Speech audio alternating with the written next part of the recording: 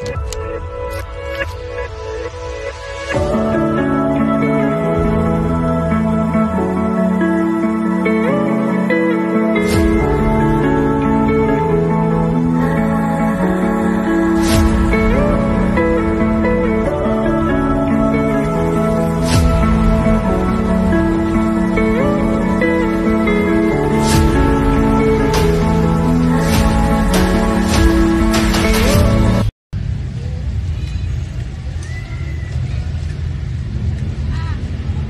ikaw ba kumuha ng kwintas? Noong nakarang buwan pa nawawala. Di ba na-late ka sa pagbigay ng contribution mo?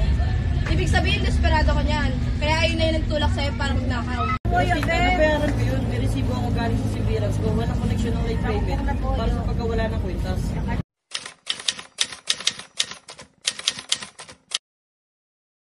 Tama na! Legal expert si Atty. Robert. Kaya sundin natin kung ano ang payo niya na mag-focus tayo sa pinakamalapit na taong may pangangailangan financially. At huwag na maghanap ng iba. Pero tita, abogado siya. Anong alam niya sa paghahanap ng ninakaw? Kailangan natin ng investigador, hindi abogado.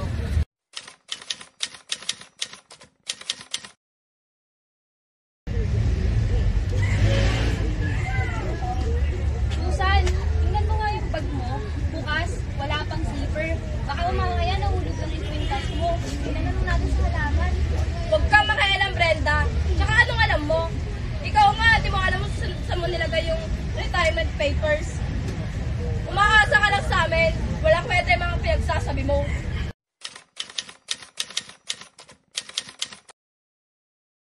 Tita, pwede naman siguro natin tignan ng guest log ng bahay para makita ang mga bisita kahapon. Simple lang yun.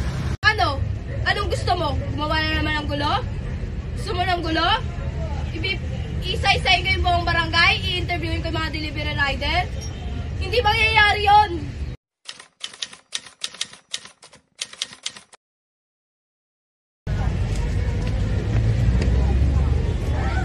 Tita, mas mabuti yata i-report natin sa pulis ang naganap na pagnanakaw para maging formal. Hindi! Kapag pumasok ang mga pulis, mag-aalugod sila. Tapos may makikita silang iba. At magiging trending tayo sa buong bansa. At tuloy-tuloy na tayo mag-iwalay-walay.